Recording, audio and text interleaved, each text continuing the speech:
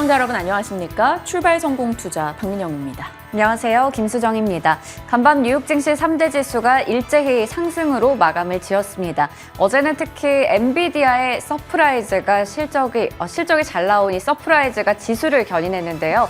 엔비디아 비롯해서 AMD라던가 반도체주가 일제히 강했고요. 전기차 관련주들이 좀 빠졌습니다. 어제 루시드가 11% 가까이 또 하락하는 모습이었죠. 네, 뭔가 또 희비가 살짝 엇갈리는 느낌이 나곤 있는데 시장에서는 지금 오로지 엔비디아 그리고 AI에 대한 키워드만 기억하고 있는 느낌입니다. 시장이 좀 걱정을 주는 시기도 분명히 있는데 그 걱정의 시기가 좀 짧게 진행이 되고 있는 요즘이에요. 그만큼 자금이 꽤나 돌고 있고 기대치도 있다라는 게 될 텐데요. 어떻게 바라봐야 될 것인지 시장에 대한 전략들 챙겨가겠습니다. 자, 오늘 나온 뉴스들 그리고 그 안의 시사점들 지금부터 같이 살펴보시죠. 어제 국내장 흐름 기억하실 겁니다. 꽤 괜찮았고요. 그 가운데 키는 반도체와 AI였다라고 기억이 나실 겁니다. 코스피 코스닥 모두 다 상승으로 거래를 마쳤고요. 엔비디아가 AI로 인한 반도체 수요가 늘고 있다는 것을 컨퍼런스 콜에서 확인시켜줬습니다. 그러면서 AI와 반도체 종목들의 강세가 나타났죠. 코스피 대비 한동안은 코스닥이 강했습니다. 그런데 어제는 그렇지 못했죠. 그 이유는 2차 전지 쪽이 어제 조정을 받았기 때문입니다. 연초에 AI와 반도체가 강했고 거기서 나온 자금이 다시 2차 전지로 갔고 또 거기서 나온 자금이 AI와 반도체로 들어옵니다. 순환이 되고 있다는 거고요. 시장 밖으로 나가지 않는다라는 것은 긍정적으로 볼 수 있겠습니다. 어제 FOMC 의사록을 소화하는 과정에서 엔비디아가 힘이 돼줬고 또 금통위의 금리 동결 소식도 있었죠. 이창용 총재 멘트들이 꽤 멋있습니다. 안개가 가득하면 차를 세워야 한다라고 코멘트를 달았죠. 그러면서 경기 회복을 우선시하겠다라는 뉘앙스를 풍겼다라는 것은 시장에 상당히 긍정적으로 해석이 됐습니다. 다만 여전히 추가 인상에 대한 여지는 남겨놨죠. 어찌됐건 1년 동안 300bp의 인상을 했고 그 이후에 지금 멈춤의 시기가 도래한 겁니다. 앞으로의 추가 방향은 좀 더 봐야겠으나 일단 어제장에는 긍정적이었습니다. 어제 AI가 더 강할 수 있었던 것은 국내 이슈도 있었습니다. 한국형 챗 GPT 지원 소식이 들려왔고요. 2025년도부터 일부 연령층의 AI 교과서 도입 내용까지 확인이 됐죠. 쓰겠다라는 겁니다. 국내에서도 잘 활용하겠다라는 목소리들이 많이 나오다 보니 이것은 결국엔 단기 반짝 테마가 아니다라는 것을 우린 재차 확인받고 있는 거죠. 그 밖에 정책적 모멘텀을 가졌던 소식은 어제 윤석열 대통령이 저출산휴 회의를 직접 주재한다라는 내용이 있었습니다. 이것이 시간 외에서 엔젤주, 저출산 장려 종목들의 상승을 유도하기도 했죠. 어제 시장에서는 반도체, 자동차, AI, 보험, 엔젤, 메타버스 쪽에서 강세 움직임이 나왔습니다. 이 가운데서 좀 더 살펴볼 내용들 잠시 후에 이어가죠. 자, 어제 뉴욕장 보시죠.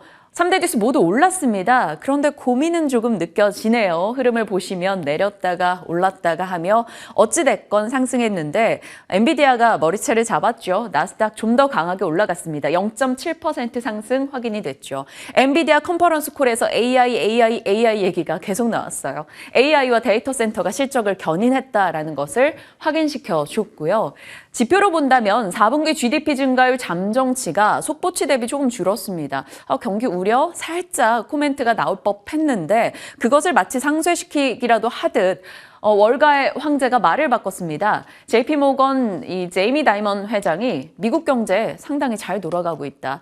연준의 이 정책이 그렇게 약발이 먹히지 않네? 라고 코멘트를 달았습니다. 그가 불과 지난 연말만 해도 한 6개월 안에 경기 침체 올 거다라고 코멘트를 했는데 말을 바꿀 만큼 경기가 꽤 강한가? 라는 생각을 하게 되죠. 발표되는 고용도 마찬가지입니다. 신규 실업수당 청구 건수가 전주 대비 또 3,000건 줄었습니다. 계속해서 6주째 20만 건 이하 보여주네요. 뜨거운 고용을 이어가고 있다는 것을 한 번 더 확인받았습니다. 자, 종목들 흐름으로 봐도요. 이쪽만 눈에 띄죠. 바로 반도체입니다. 필라델피아 반도체 지수가 3% 이상 뛰었고요. 그 힘엔 엔비디아가 10% 이상의 급등을 나타낸 영향 있겠죠. 유가가 올라가면서 에너지주도 강하긴 했습니다만 오늘은 반도체 쪽에 완전히 묻혔습니다. 엔비디아에 대해서 주요 증권사 애널리스트들은 다 목표가를 상향 조정하는 분위기가 형성이 되고 있죠. AI는 새로운 기술의 도입이 시간이 필요하다라는 공식 자체를 깨고 있다라는 평을 받고 있습니다. 반도체와 반도체 장비주 그리고 AI 관련주까지 모두 다 오늘 새벽까지 강세를 이어갔네요. 우리 장도 연결될 수 있을지 봐야겠습니다.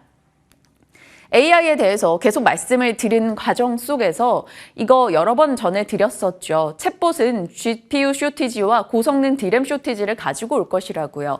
챗 GPT에 질문을 던집니다. 너는 어떻게 운영되고 있니? 성능 좋은 GPU와 TPU로 구성된 고성능 컴퓨터가 많이 필요한 모델입니다. 여기서 말하는 GPU는 말씀드린 대로 엔비디아가 대다수의 점유율을 차지하고 있죠.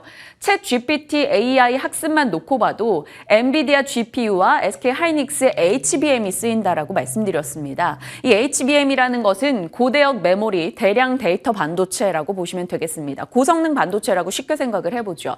더 많은 양을 더 빠르게 정리할 수 있는 반도체가 필요할 것이고 사실 이게 나온 지는 꽤 됐는데 그동안 관심을 받지 못하고 있다가 이 AI와 함께 집중적인 관심을 받고 있습니다. AI는 장기 테마다 라며 각공지능이다라는 말까지 등장하고 있네요. 자, 글로벌 챗봇 시장 성장에 대한 이야기는 지속 언급이 되고 있고요. 어제 때마침 엔비디아와 함께 TSMC도 이걸 확인시켜 줍니다. TSMC의 AI 반도체로 가동률이 회복되고 있다라는 중화권 뉴스까지 같이 추가된 어제였죠. 중간중간에 변곡은 있겠으나 이 산업이 성장한다라는 것에선 모두 다 이제 좀 공감하는 분위기가 형성되고 있습니다. 그 가운데 어제 SK하이닉스 4% 이상 올라가기도 했죠. HBM으로 봤을 때는 일단은 SK하이닉스가 삼성전자보다 좀 더 빨랐기 때문입니다. 그 밖에 조금 작은 종목단도 강세 움직임을 이어갔고요. 다만 샌드위치 한국이 계속적인 장기 리스크가 되고는 있습니다. 미국에서요. 삼성과 SK 여기에게 준 대중 반도체 수출 통제 1년 유예 후에 어떡할 거야? 라는 질문을 받은 미국 당국자가 중국에서 이들이 생산하는 반도체 수준은 한도를 둘 것이다 라고 했습니다. 캡 온 레벨. 결국 미국은 중국의 반도체를 누르겠다라는 강력한 의지를 한 번 더 확인시켜 준 거거든요. 그래서 밤사이 미국에서 반도체 장비주가 조금 더 강했던 건 아닐까라는 생각도 합니다. 당장은 아니겠으나 장기적 관점에선 이건 분명 잠재된 리스크라는 점은 우리가 기억하고 가야 될 것 같습니다. 자, 계속해서 광물 전쟁 얘기 나오고 있죠. 멕시코가요, 1983년도에 석유는 우리 것이다 라고 외치면서 석유 기업들을 국영화시켰습니다. 그런데 이번에는 하얀 석유, 리튬도 우리 것이다 라고 외치고 있습니다. 자원 민족주의가 확산되고 있는데요. 미국은 이 핵심 광물 안보 파트너십을 주도하고 있죠. 결국 핵심 광물에서 탈중국을 해내겠다라는 겁니다. 세계 각국에서는 모두 다 광물 위기를 느끼고 있고요. 그것을 국유화하려는 움직임이 나오네요. 멕시코, 칠레, 아르헨티나 모두 다 리튬에 대해서 목소리를 냈고요. 인도네시아도 추가가 됐죠. 보크사이트, 알루미늄 재료입니다. 그리고 구리 부분 수출 금지를 확대하겠다. 그러면 단기 시세적인 측면에서는 알루미늄이나 구리 관련주 관심을 받을 수 있을 거고요. 장기적 관점에서는 결국에는 또다시 폐배터리가 될 겁니다. 광물 전쟁이 거세지고 있죠. 2월 들어서 폐배터리 종목들의 흐름이 좋았습니다. 그 근거에는 결국엔 유럽권의 핵심 원자재법 이슈를 여러 차례 소개해 드렸었죠. EU 배터리 재활용에 원료 의무 사용 비율을 상향한다. 니켈, 코발트, 리튬 같은 거 땅에 묻으면 몸에 해롭고 이거 구하기도 어려우니 있는 거에서 잘 캐서 쓰자라는 취지였습니다. 이 내용이 부각되면서 폐배터리 쪽에 강세 움직임 보였고요. 2월달 상승률 여전히 괜찮아요. 성일하이텍 25%, 세비캠 21%, 코스모화학은 65%나 올라가기도 했습니다. 폐배터리 얘기는 계속적으로 짚고 있죠. 그런데 그동안은 해외 쪽의 모멘텀, 리튬 관련한 이슈 이런 것들에 좀 더 영향을 받았더라면 지금부터는 국내 정책 모멘텀을 봐야 된다라는 목소리가 등장합니다. 작년부터 해서 폐배터리 리사이클링 관련해서 한국 정부도 꽤나 많은 준비를 해왔고요. 이번에 2월 27일에 핵심 광물 확보 전략도 발표가 될 겁니다. 이것은 결국 유럽의 원자재법과 비슷한 내용이 담길 것으로 시장은 예상하고 있고요. 상반기 중으로도 정책적인 모멘텀은 나오고 있죠. 이를 두고 KB증권에선 코멘트합니다. 지금 당장 주도권을 어떤 업체가 잡느냐를 주목하기보다는 결국엔 정부 조성 생태계에 포함이 가능한 기술력 있는 업체를 지금 잡아둬야 된다라고 얘기하네요. 자, 그럼 폐배터리 어느 쪽을 봐야 될지 고민이 필요해 보입니다. 자, 오늘 체크할 산업 뉴스입니다. 삼성도 못 피해갈 저출산 재앙, 그러면서 로봇주를 한번 봐야 되나라는 아이디어를 찾는데 잠시 후에 이 부분에 대해서는 좀 더 자세히 나눌 거고요. 앞서 말씀드린 대로 HBM 반도체 경쟁력이 부각되면 중소형주 단에서는 여전히 이들 종목입니다. 그리고 계속 정부가 통신사와에 이제 조금 눌러보려는 압력을 가하고 있는 상황이죠. 휴대전화 보조금과 알뜰폰 업체 확대 추진 소식, 뻔하게 여겨지는 테마주들은 이렇게 엮일 수 있겠습니다. 그리고 삼성이 EUV 펠리클 도입을 그동안 하지 않았었는데 요거 도입한다라는 얘기가 들려오네요. 그럼 삼성과 이와 관련해서 직접 컨택을 하고 있는 업체는 두 곳입니다. FST와 SNS텍 체크하시고요. 차기 복권 사업 우선 협상자가 행복에서 동행복권으로 또 바뀌었다라고 합니다. 시간 외에서 제주반도체가 올랐던 이유가 될 것 같은데요. 장중 반영 어떻게 될지 한번 점검해 보시죠. 자, 이제 어제장 또 주요했던 이슈들 한번 들여다볼까요? 네, 오랜만에 보험주 얘기를 좀 해보려고 하는데요. 보험주라고 하면 대표적인 방어주입니다. 그런데 약세장에서도 잘 버티는 섹터 중 하나지만 상승폭이 사실 그렇게 크지는 않았는데요. 하지만 올해 들어서는 이 보험주가 달라질 수 있다라는 얘기가 나오고 있습니다. 확인해 보시죠. 바로 어제장에서 보험주들이 일제히 강한 흐름을 나타냈습니다. 코스피 지수가 1% 가까이 올랐었고 어제 보험 지수가 3% 이상 올랐는데요. 특히 KRX 보험 지수 는 올해 들어서 4%가량의 상승세를 나타내고 있습니다. 어제는 손해보험주 위주로 상승세가 뚜렷하게 나타났는데요. 보시는 것처럼 한화손해보험이나 한화생명 쪽 같은 이런 좀 시총이 큰 종목들, 무거운 종목들이 어제는 10%대 강세를 나타내는 흐름이었습니다. 일제히 강한 흐름 나타냈었고 최근 들어서 2월 한 달 동안 외국인들이 이쪽을 적극적으로 사고 있다라는 부분도 긍정적으로 해석할 수가 있겠습니다. 네, 대형 손해보험사들이 최근에 실적을 냈는데요. 보시는 것처럼 삼성화재, DB손해보험, 현대해상, 메리츠화재, KB손해보험 등 상위 5개사들이 모두 다 호실적을 발표했습니다. 지난해 단기 순이익 합산액이 총 4조 원을 돌파했다라는 소식이 나왔는데요. 실손 의료보험과 자동차 보험의 손해율이 개선이 됐다고 합니다. 손해율이라고 하면 보험료의 수입에서 보험금 지급액 등 이 손해액이 차지하는 비중을 말하는데요. 이 부분이 개선이 되면서 일제히 역대 최대 실적을 기록했습니다. 네, 이런 소식까지 나오면서 어제 보험주들이 강했었는데 대표적으로 DB손해보험 좀 체크해 보려고 합니다. 어제 7만 원 초반까지 훌쩍 또 주가가 뛰었거든요. 2022년 연간으로 사상 최대 이익을 경신했다라고 합니다. 보시는 것처럼 단기 순이익과 연간 영업이익이 모두 다 전년 대비해서 20% 그 이상 상승한 모습이고요. 현대차증권과 이베스트투자증권에서 각각 긍정적인 의견 내면서 목표 주가를 올려 잡았습니다.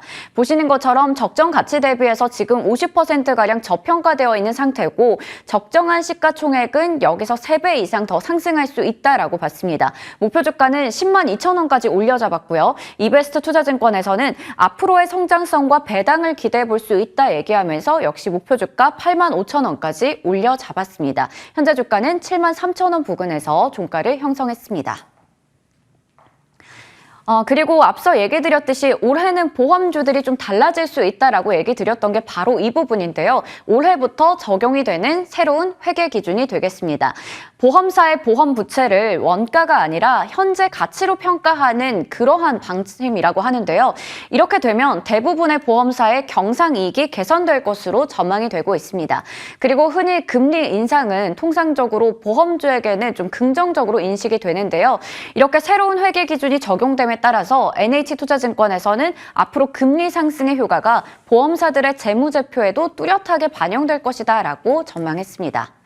네, 이렇게 새로운 회계 기준이 적용이 된다면 이제 재무제표상에서 계약 서비스 마진이라고 하는 CMS 항목이 신설이 되게 되는데요. 이 부분은 보험사가 앞으로 상품 판매로 통해서 얻을 수 있는 수익성을 나타내는 지표가 되겠습니다. 지난해 말 기준으로 국내 보험사들의 CSM을 좀 확인하면 CMS입니다. 잘못 나와 있어요. CMS를 좀 확인하면 이렇게 표로 정리할 수가 있겠고요. 주요 보험사의 CMS 확대 이후 5년간의 연평균 성장률을 좀 체크해 보겠습니다. 현대해상이 10%가량, 삼성생명과 한화생명이 9% 이상을 기록했고요. 삼성화재와 DB손해보험도 각각 7% 이상의 성장률을 나타냈습니다. 네, 이렇게 새로운 항목까지 좀 추가가 되면서 앞으로 긍정적인 얘기들이 나오고 있습니다. 그리고 이건 단독으로 전해진 기사인데요. 고가차와 비싼 차와 일반 차 이렇게 사고가 났을 때 수리비에 따라서 할증의 불합리를 개선한다라는 소식이 전해졌습니다. 그동안에는 외제차와 일반 차가 좀 사고가 났을 때 일반 차주들이 수리비 쪽에서 부담하는 비용이 높았는데요. 그 부분에서 부담을 덜어주겠다라는 거고요. 오는 7월 1일부터 할증 개편안이 시행이 된다라는 소식도 참고해 보시길 바랍니다. 대표적인 방어주인 보험주, 증권가에서는 저평가되어 있는 종목들에 주목하자라고 얘기를 하고 있는데요.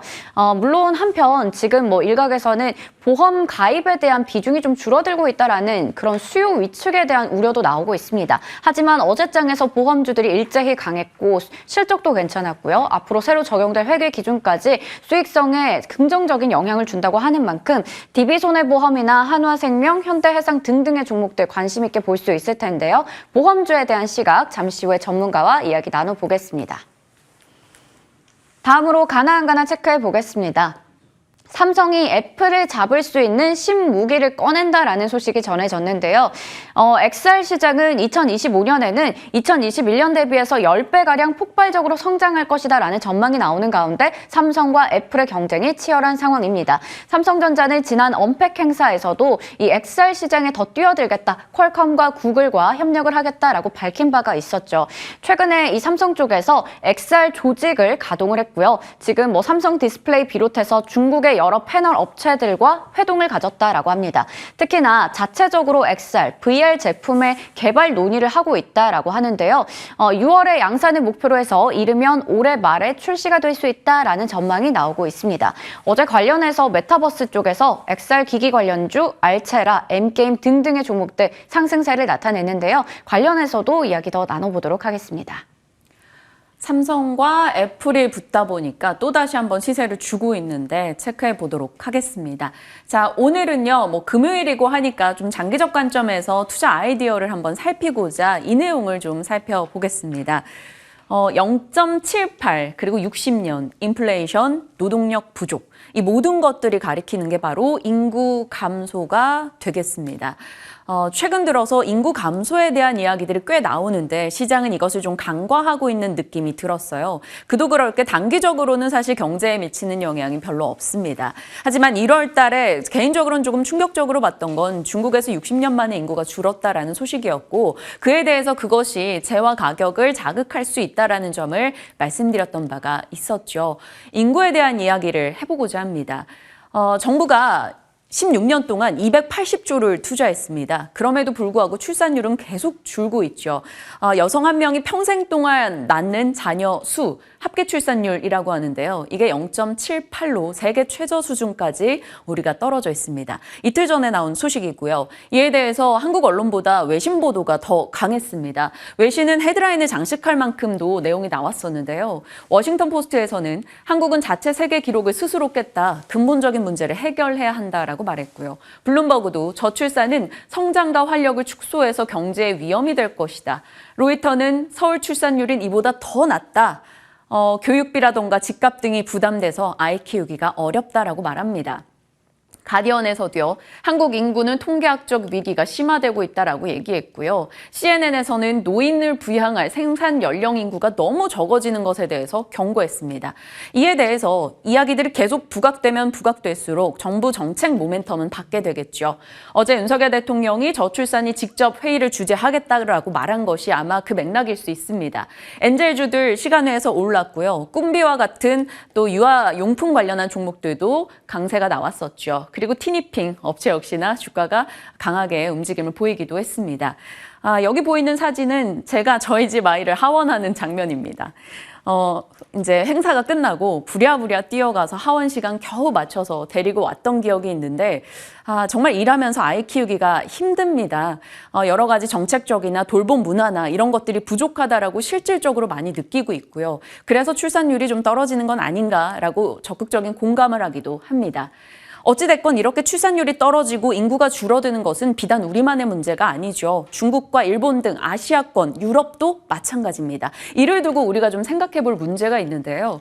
중국에서 60년 만에 인구 감소하는 거, 이거 1월 18일에 조금 생각해 봐야 된다라고 말씀드렸죠. 노동 가능 인구가 준다라는 것은 경제 활력이 떨어지는 게 될 거고요. 여기에 인건비 상승으로 재화 가격이 올라가게 될 겁니다. 과거에는 베이비붐 세대들이 노동시장에 진입을 했고 그들은 좀 더 많은 인구로 생산 능력이 좋았습니다. 그랬기 때문에 1980년에서 2007년도는 경기 골디락스였다라고 말을 하는데 이것이 바뀌고 있죠. 부양할 인구는 가득 늘어나는데 태어나는 인구는 줄어들고 있습니다. 그러면 어떤 현상이 벌어질까요? 부양하는 이 생산 가능 인구들은 소비보다는 생산을 좀 더 한다라고 비율적 측면에서 볼 수 있겠죠. 반면에 피부양자들, 조금 연령대가 있거나 아니면 완전히 어리거나 이들은 들어가는 돈이 더 많습니다. 의료비도 그렇고요. 그러다 보니 부양 인구가 증가한다라는 것은 결국에는 인플레이션을 고착화시킬 수 있는 장기적 관점의 리스크를 우리는 생각해 볼 수 있다라는 거죠.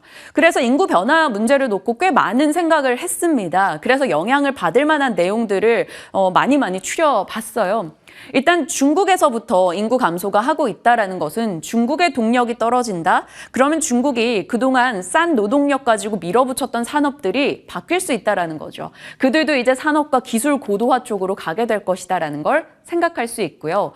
중국 말고 젊은 층이 많은 쪽이 어디인가? 요즘에 인도 많이 부각되죠. 그리고 동남아, 중동 쪽, 투자 익스포저를 이쪽으로 늘려야 되지 않을까라는 것도 우리 고민해 볼 수 있습니다. 그리고 무엇보다 지금 시장의 시세적 측면에서 가장 많은 영향을 받는 것은 생산 가능 인구가 부족하다. 그것을 대체할 무언가를 찾는다라는 거죠. AI와 로봇과 자동화 등이 되겠습니다. 이것들이 인건비 절감을 해주길, 새로운 파랑새가 돼주길 시장은 기대하고 있어요. 좀 직관적으로 다가간다면 출산 지원 정책으로 엔젤주가 될 텐데 사실 엔젤주는 단기적으로는 좋을 수 있으나 장기적 관점에선 엔젤 소비가 줄어드는 것이기 때문에 장단기 온도차는 있을 겁니다. 자녀가 귀해지죠. 한 셋 있다가 하나 있으니 한 명에게 많은 비용을 쏟아 넣습니다. 육아 아이템과 교육주들은 모멘텀을 받을 수 있을 거고요. 인구 구조가 바뀌는 과정에서 노인의 건기식이라던가 혹은 라면도 건강템으로 바뀌어간다던가 이런 생각해볼 문제들이 다른 섹터에서도 나오게 됩니다. 노령화는 제약바이오 업체에겐 먹을 약이 많아지니 긍정적일 수 있으나 그러다 보니 약가 인하 압박을 많이 받게 됩니다. 그래서 중국에서부터 항서제약 같은 업체들이 약가 인하 받으면서 주가가 한동안 급락했던 기억이 있거든요. 이런 것들 각 산업별로 한번 체크하시는 거 필요할 것 같고요. 그동안 저희는 계속 이런 인구구조 변화에 대한 아이디어를 일단은 로봇이나 산업 자동화 쪽에 초점을 맞춰왔습니다. 미국의 리쇼어링이 왜 일어나는 것일까? 신냉전도 당연히 큰 영향이 있겠죠. 그런데 여기서도 아이디어를 찾아볼 수 있는 게요. 미국과 중국의 노동임금 배율입니다. 과거에는 30배 이상 중국이 쌌다라고 볼 수 있겠죠. 그런데 지금은 불과 5배 정도밖에 안 된다라는 거죠. 그러면 굳이 생산기지 거기다 구축해서 운송비 감당해가면서 중국이나 다른 국가에 둘 필요가 없으니 우리나라에 두겠다라는 취지도 우린 살필 수가 있을 겁니다. 그래서 배터리나 반도체, 전략광물, 바이오 이런 쪽들을 다 미국이 끌고 가는 거고요. 그 가운데서 한국은 제조업 강국으로서 반드시 고리가 연결이 되기 때문에 수혜를 볼 수 있다. 한국, 일본, 독일 제조업 강국들은 같이 체크를 할 수 있겠다라는 아이디어입니다. 자, 결국 인플레와 고령화 대안은 로봇이 될 겁니다. 그 로봇이 산업 자동화 설비와 같이 연결이 될 것이고요. 중국은 꽤 오래전부터 이걸 준비해 왔었죠.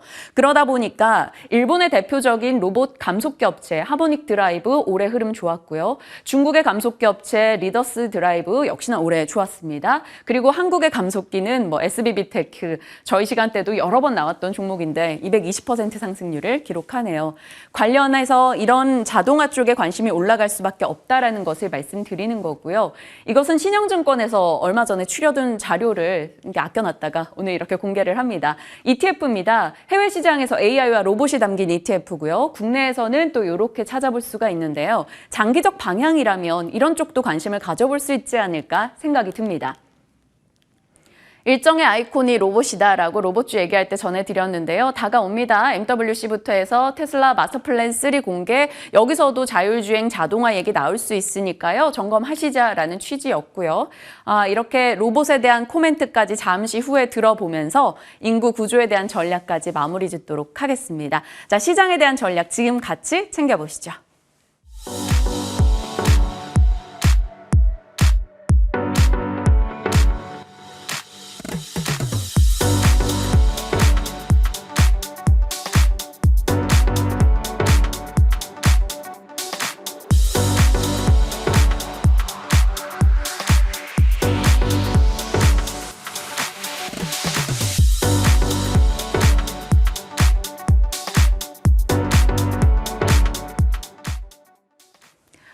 시장이 불안을 안고서도 계속 버티거나 또 올라가거나 그 가운데 종목 장세는 꽤 강하게 진행이 됩니다. 어떻게 전략을 챙겨야 될지 오늘은 길건우 팀장님 모시고 이야기 나눠볼게요. 어서 오세요. 안녕하십니까. 오랜만에 뵙고 이 자리에서는 또 처음으로 함께하네요.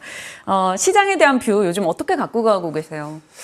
요즘에 그래도 나쁘지 않은 것 같아요. 뭐 여러 가지 좋은 뉴스들도 사실은 많이 나오고 있고, 뭐 주식시장이 사실은 기존의 FOMC랑 조금 다르게 엇박자로 움직이긴 했는데 시장이 그걸 또 빨리 받아들이고 있는 것 같아서 저는 나쁘지 않아 보이고, 다른 것보다도 반도체에 대한 수요가 사실은 회복되는 게 하반기쯤 예상하고 있었거든요. 근데 이게 최근 들어서 앞에서도 저희가 AI 반도체 계속 얘기하고 있잖아요. 그러다 보니까 이게 조금 더 빨라질 수 있구나라는 게 그냥 꿈이 아니라 현실로 다가오고 있는 것 같아서 사실 우리나라 시장에 있어서는 저는 악재보다는 이제는 호재가 훨씬 더 많지 않나라고 보고 있어서 재밌게 가고 있습니다. 네, 좋습니다. 그러면 AI와 반도체 종목들이 어찌됐건 시장에서 지속적으로 부각이 되고 관심을 받고 있는데 관련해서 전략은 어떻게 짜실 거예요? 기존에는 사실은 이거예요. 뭐 챗 GPT가 사실은 그 시작을 쏘아 올렸다라고 생각을 하시면 될 것 같은데, 챗 GPT 같은 경우에는 결론은 이거거든요. 데이터를 얼마나 많은 데이터를 빨리 처리하느냐. 그다음에 플러스 알파로 이거를 직접적으로 AI를 처리할 수 있는 기술을 가지고 있는 기업이 뭐냐. 이것들이 원래 처음에는 계속 반복이 돼서 주가가 많이 올랐었는데 최근 들어서는 이제 데이터를 처리하는 게 가장 중요하구나라는 게 나올 것 같고요. 그다음에 AI 기술 쪽 관련해서는 사실은 주도주라고 하는 거는 저는 아직은 없는 것 같아요. 그러다 보면 이 안에서는 정말 빨리 움직일 거거든요. 네. 그러면 이 종목을 잡는 거는 정말 어렵습니다. 그렇다라고 하면 메인으로 돌아가는 게 저는 맞다라고 봐요. 그러니까 SK 하이닉스 같은 경우가 HBM 3, 4 사실은 3세대, 4세대 이미 다 개발해서 가지고 있었거든요. 점유율 자체도 굉장히 높고요. 근데 이게 전략이 저는 최근 들어서 굉장히 정말 잘했구나 라고 보여지고 있고, 그러다 보니까 가격도 최근 들어서 거의 5배 정도 올랐어요. 그다음에 삼성전자도 ARM이랑 사실은 이제 메모리 반도체 쪽이라고 하면 저희는 대부분 컴퓨터, 노트북, 핸드폰 들어가는 거에만 집중을 했는데 최근 들어서는 이제 AI 쪽에 대한 메모리 반도체 투자를 늘리고 있거든요. 그럼 이쪽 생태계 자체가 저는 굉장히 좋아질 수밖에 없다라고 생각이 들어서, 그러다 보니까 딱 이번 달 중순 지나고 나서부터 반도체 소부장 쪽도 조금씩 움직여요. 저는 지금은 뭐 SK 하이닉스도 좋기는 하지만 그 관련된 그 아랫단에 있는 소부장 기업들 위주로 조금 대응을 해보시면은 3월달 중순까지 조금 재밌지 않을까라고 보고 있습니다. 네, 그러면 어떤 종목으로 추려야 될까요? 뭐 기본으로 돌아가서 좀 전에 SK 하이닉스도 하나의 아이디어가 될 수 있을 것 같고, 그 아랫단에서 또 좀 모멘텀을 받을 수 있는 종목. 저는 크게 이제 두 가지 보고 있는데 윈팩도 괜찮게 보고 있어요. 결론은 이제 테스트를 돌려야 되는데 SK 하이닉스가 테스트를 외주를 거의 한 3군데 정도 돌리고 있거든요. 근데 그중에서 MS가 50%를 차지하고 있는 게 윈팩입니다. 네. 그래서 윈팩 같은 경우에는 이런 외주 쪽에 대한 매출이 꾸준하게 증가할 수 있다라는 모멘텀이 있고요. 두 번째로는 저는 한미 반도체가 항상 정말 글로벌 장비 쪽에서는 괜찮다라는 게 있는데 반도체 수요에 대한 부진 얘기가 나오니까 정말 주가가 많이 못 갔거든요. 근데 최근 들어서 이제 고성능 메모리 반도체 HBM3가 조금 많이 부각이 되고 있는데 여기에 필수 장비 중에 하나가 본딩 장비가 들어가요. 근데 이거 납품하는 게 한미 반도체입니다. 네, 그래서 최근 들어서는 이쪽에 대한 수요가 많이 늘어날 수 있다라는 관점으로 꾸준하게 보시면 저는 좋을 것 같습니다. 네, 좋습니다. 한미반도체 저희 시간에 사실 또 누구죠? 함정란 차장님이 네. 꽤 긍정적으로 많이 말씀을 주셨었는데 길 팀장님까지 같이 얹어주시니까 더 관심을 갖게 되는 것 같아요. 한미반도체 체크해 나가도록 하겠습니다. 이렇게 반도체와 시장 전반에 대한 얘기도 나눠봤고요. 어제장에서는 또 보험 쪽 종목들이 괜찮았습니다. 금리 인상기 수혜주로도 꼽히기도 하고 어제는 또 개별 보험 섹터에 영향을 줄 이슈도 있었는데 네. 내용 잘 아실 것 같아요. 기본은 이거예요. 회계 기준이 바뀐다.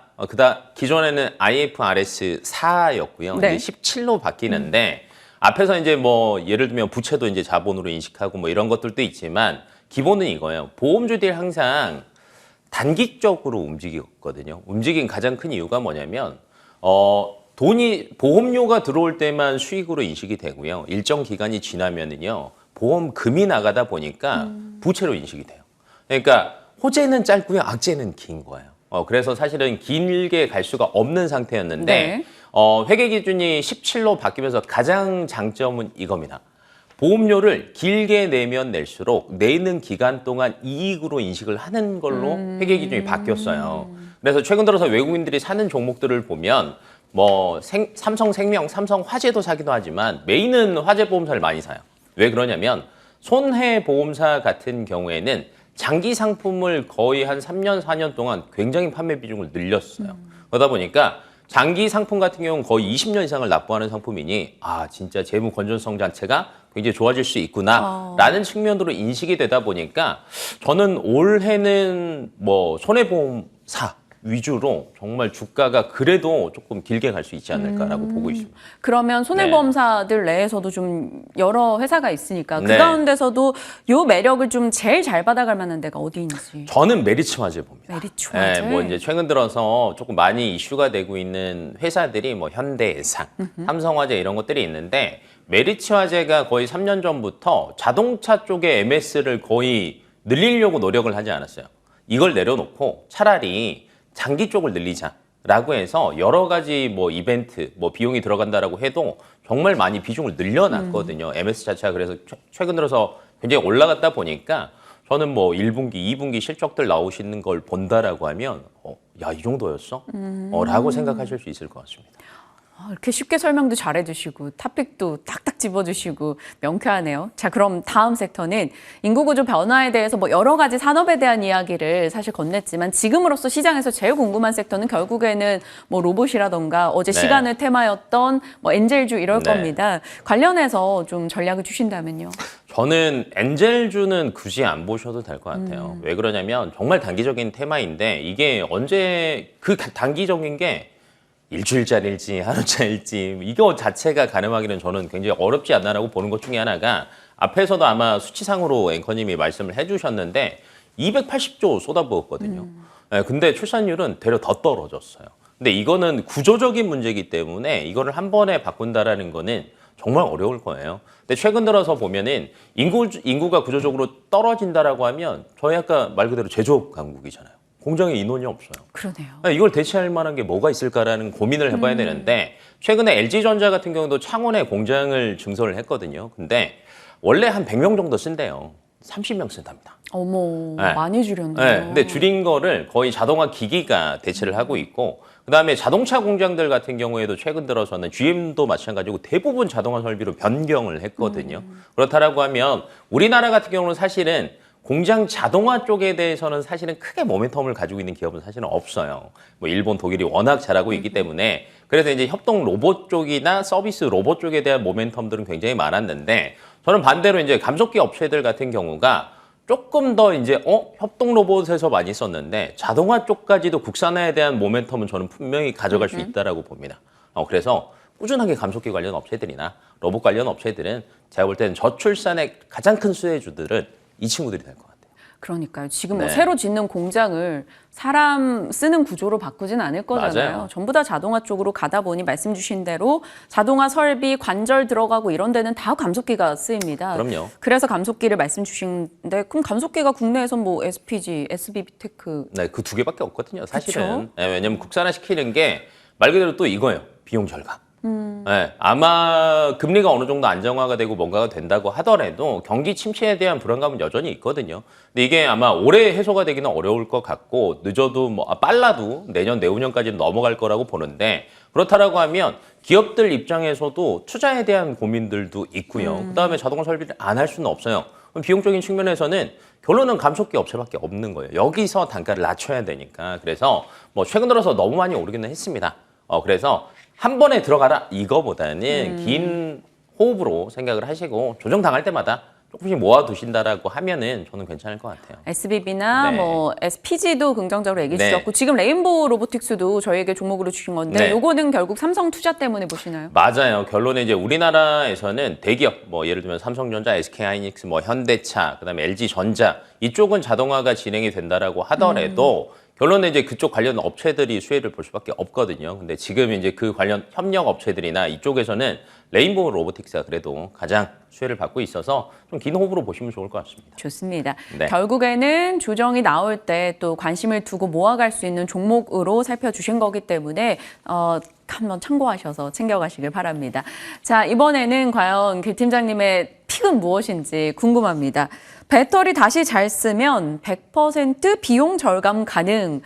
재활용 이쪽 얘기인가요, 폐배터리? 네, 저는 폐배터리가 우리나라 이슈도 또 다음 주에 있죠. 그다음에 3월 달에 유럽 CRM의 이슈도 딱 나올 것 같아요. 그러니까 가이드가 어느 정도 나올 건데 메인은 이겁니다. 지금 글로벌 전기차에서 우리나라가 배터리 쪽에서는 그래도 강점을 드러내고는 있지만 점유율에서 따진다라고 하면 사실은 중국이 전기차 점유율은 지금 50%거든요. 네, 근데 여기에 원소재까지 포함이 되면요 70%입니다. 네, 그래서 미국도 마찬가지예요. 얘네들에서 손을 벗어나려면은 그래서 IRA 법안을 발효를 하는 거고 유럽도 거기에 발맞춰 CRMA 하는 거고요. 네. 그다음에 배터리 쪽에서는 우리나라도 점유율이나 여러 가지 강점을 가져가야 되기 때문에 또 다음 주에 발표하는 거고요. 결론은 근데 이 세 가지의 공통점은 다 뭐냐면 중국 거 못 갖다 쓰니까 폐배터리 제어로 가자. 이게 제일 크다라고 보시면 될 것 같고 수치상으로 요거 생각하시면 될 것 같아요. IRA 최대 피해주는 현대차. 자동차. 네, 왜냐하면 결론은 전기차 시장에서 아직은 보조금이 굉장히 중요한 역할을 해요. 그러면 보조금에 받는 데 있어서 끊임없이 항상 고민거리가 될 거예요. 완성차 업체에서 이걸 빨리 벗어나려면 다른 데서 원가 절감을 하면 돼요. 기본적으로 1kW당 한 달러로 따진다라면 이제 들어가는 원소재 가격이 한 150달러 정도 된다고 하더라고요. 근데 만약에 재활용 배터리를 썼다. 원소재를 재활용을 했다라고 하면은요. 50% 정도를 만약에 재활용하면 30달러 아낄 수 있고요. 100% 재활용하면 60달러 아낄 수 있습니다. 그럼 예를 들면 지금 자동차 한 대당 미국에서 보조금으로 7,500달러 주잖아요. 100% 쓰면요. 거의 요 정도 돼요. 네, 그런 측면에서 본다라고 하면 저는 완성차 업체들도 꾸준하게 이거 이슈가 있을 것 같아요. 발등에 불이 떨어지는 네, 거죠. 떨어졌다라고 생각을 하시면 될 것 같아요. 그래서 꾸준하게 이슈가 나올 수밖에 없는 구조니까 사실 최근 들어서 폐배터리 잠깐 이제 말 나오기 시작했거든요. 저는 다음 주랑 3월 달에 조금 많이 슈팅 나올 것 같아요. 그러면 뭘 사야 돼요? 성일하이텍, 쇠비캠 많잖아요. 근데 성일하이텍이랑 세비캠이 너무 많이 올랐어요. 그래요. 너무 많이 올랐다 보니까 저는 차라리 IS 동서도 잘 그것도 모르시는 꽤 분들이 올랐어요. 네, 많이 오르겠는데 올랐다가 바로 조정당했거든요. 근데 수치상으로 본다라고 하면 지금 폐배터리 재활용 관련주들의 영업이익률이 평균 20% 정도 나와요. 네, 근데 IS 동서가 인선모터스 인수할 때부터 지금 폐배터리 재활용까지 원스톱으로 다 가지고 있어요. 그러니까 인선 ENT도 있고. 네, 그죠? ENT도 있고 다 가지고 있다 보니까 저는 여기에서 비용의 효율성이 나올 것으로 보여지고 있고 그다음에 다른 기업들에 비해서 매출이나 영업이익은 되려 세비캠보다 더 좋거든요. 네, 근데 그럼에도 불구하고 부각은 안 된다라는 거. 그러니까 이 발목을 잡는 게 사실 건설 때문이에요. 네, 근데 건설에서 생각을 안 하셔도 되는 게 사실 지금 대형 공사장을 가지고 있는 건설사들은 힘듭니다. 근데 지금 IS 동서는 대형 건설사는 공사 다 끝났어요. 지금 그나마 하나 가지고 있는 게 이제 DMC에 하나 있거든요. 네, 아이비즈라고 이제 타워 하나 있는데 그 나쁘지 않아요. 자체로 시행하고 있다 보니까 발목을 잡는 것보다는 저는 호재가 훨씬 더 많다라고 보고 있어서 저는 IS 동서 굉장히 좋게 보고 있습니다. 좋습니다. 네. 정말 설명을 너무 편안하게 듣기 좋게 해주셔가지고 저도 좀 흠뻑 빠져서 들었던 것 같아요. 그리고 각 섹터별로 봐야 되는 투자 가이드라인과 조금 오른 것에 대한 부담도 얘기를 해주셨고요. 그래서 대안이 될 만한 종목들도 같이 체크해 주셨습니다. 시장에 대한 전략들 오늘 길건우 팀장님과 다뤄봤습니다. 말씀 고맙습니다.